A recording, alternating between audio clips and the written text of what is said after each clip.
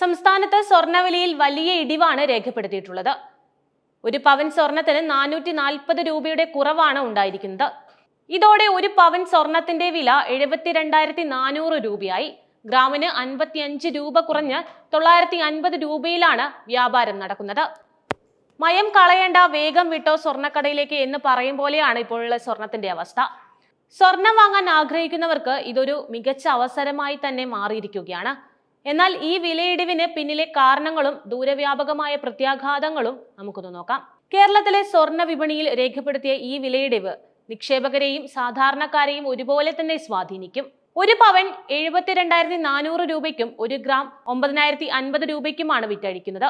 എന്നാൽ ഈ വിലയിൽ മാത്രം സ്വർണം സ്വന്തമാക്കാൻ കഴിയില്ല. വാങ്ങുമ്പോൾ ഉപഭോക്താക്കൾ ചില അധിക ചിലവുകൾ കൂടി വഹിക്കേണ്ടി വരും. ഇന്നത്തെ വിലക്കൊപ്പം ഏറ്റവും കുറഞ്ഞത് 5% പണിക്കൂലി തന്നെ നൽകേണ്ടി വരും. ആഭരണങ്ങളുടെ രൂപകൽപ്പനയുടെ സങ്കീർണത അനുസരിച്ചാണ് ഇത് വ്യത്യാസപ്പെട്ടിരിക്കുന്നത്. സ്വർണത്തിനും പണിക്കൂലിക്കും 3% വരെ നികുതി ഈടാക്കും. അടുത്തത് ഹോൾമാർക്ക് ചാർജ് ആണ്.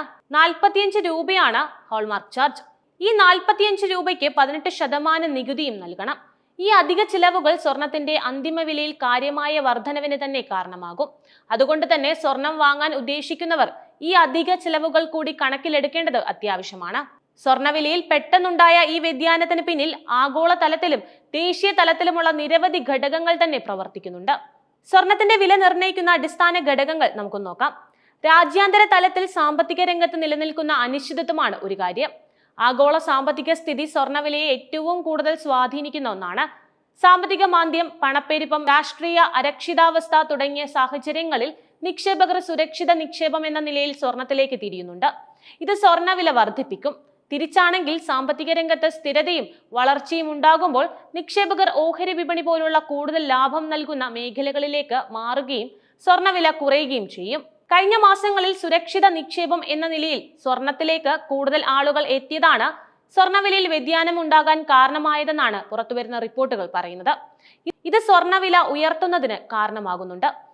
ഇപ്പോഴത്തെ വിലയിടിവ് ആഗോള സാമ്പത്തിക രംഗത്ത് ഒരുതരം സ്ഥിരത വരുന്നതിന്റെ സൂചനയായി കണക്കാക്കാം. അല്ലെങ്കിൽ നിക്ഷേപകർ മറ്റ് സാധ്യതകളിലേക്ക് മാറിയതിന്റെ ഫലമാകാം. ഡോളറിനെതിരെ രൂപയുടെ വിനിമയ നിരക്ക് മറ്റൊരു കാര്യമാണ്.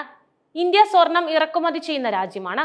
ഡോളറിനെതിരെ രൂപയുടെ മൂല്യം കുറയുമ്പോൾ സ്വർണം ഇറക്കുമതി ചെയ്യാൻ കൂടുതൽ രൂപ ചെലവഴിക്കേണ്ടി വരും. ഇത് ആഭ്യന്തര വിപണിയിൽ സ്വർണ്ണവില കൂടാൻ കാരണമാകും.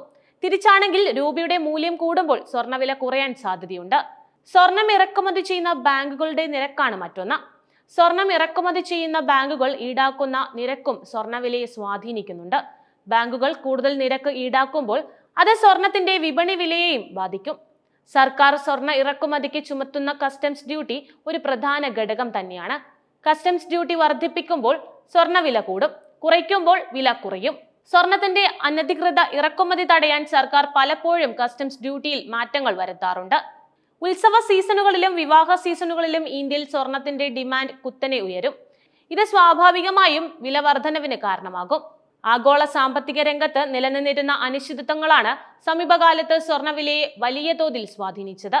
US ഫെഡറൽ റിസർവിന്റെ പലിശ നിരക്ക് വർധന, ആഗോള പണപ്പെരുപ്പം, വിവിധ രാജ്യങ്ങളിലെ രാഷ്ട്രീയ സംഘർഷങ്ങൾ, അതായത് പ്രത്യേകിച്ച് റഷ്യ യുക്രൈൻ യുദ്ധം, ഗാസയിലെ സംഘർഷം പോലുള്ളവ, സാമ്പത്തിക മാന്ദ്യ ഭീഷണികൾ എന്നിവയെല്ലാം നിക്ഷേപകരെ സ്വർണത്തിലേക്ക് ആകർഷിക്കുന്നുണ്ട്. സ്വർണം ഒരു സുരക്ഷിത നിക്ഷേപമാണ്. ആയതിനാൽ അനിശ്ചിതത്വങ്ങൾ വർദ്ധിക്കുമ്പോൾ നിക്ഷേപകർ ഓഹരി വിപണിയിൽ നിന്നും ബോണ്ടുകളിൽ നിന്നും പണം പിൻവലിച്ച് സ്വർണത്തിൽ നിക്ഷേപിക്കുന്നുണ്ട്. ഇത് സ്വർണത്തിന് ആവശ്യകത വർദ്ധിപ്പിക്കുകയും വില ഉയർത്തുകയും ചെയ്യും.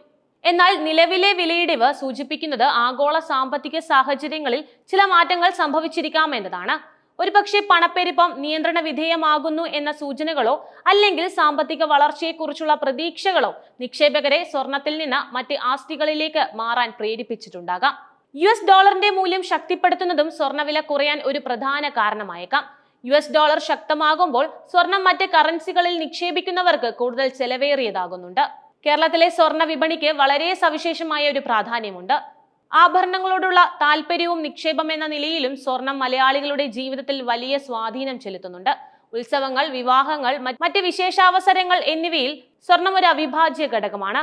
ഗൾഫ് രാജ്യങ്ങളിൽ നിന്നുള്ള പണത്തിന്റെ ഒഴുക്കും കേരളത്തിലെ സ്വർണ്ണ വിപണിക്ക് വലിയ ഉത്തേജനം നൽകുന്നുണ്ട്. സ്വർണ്ണവിലയിൽ ഉണ്ടാകുന്ന ഓരോ മാറ്റവും കേരളത്തിലെ സ്വർണ്ണക്കടകളെയും ഉപഭോക്താക്കളെയും ഒരുപോലെ തന്നെ ബാധിക്കാറുമുണ്ട്. വില കുറയുമ്പോൾ സ്വർണം വാങ്ങാൻ തിരക്ക് കൂട്ടുന്നവരുണ്ടാകാം. എന്നാൽ നിക്ഷേപകരെ സംബന്ധിച്ചിടത്തോളം വിലയിടിവ് ഒരു വൻ നഷ്ടമായി അനുഭവപ്പെടാം. ദീർഘകാല നിക്ഷേപം എന്ന നിലയിൽ സ്വർണം സുരക്ഷിതമാണെങ്കിലും ഹ്രസ്വകാലത്തേക്ക് വിലയിലുണ്ടാകുന്ന വ്യതിയാനങ്ങൾ ലാഭനഷ്ടങ്ങളെ സ്വാധീനിക്കും.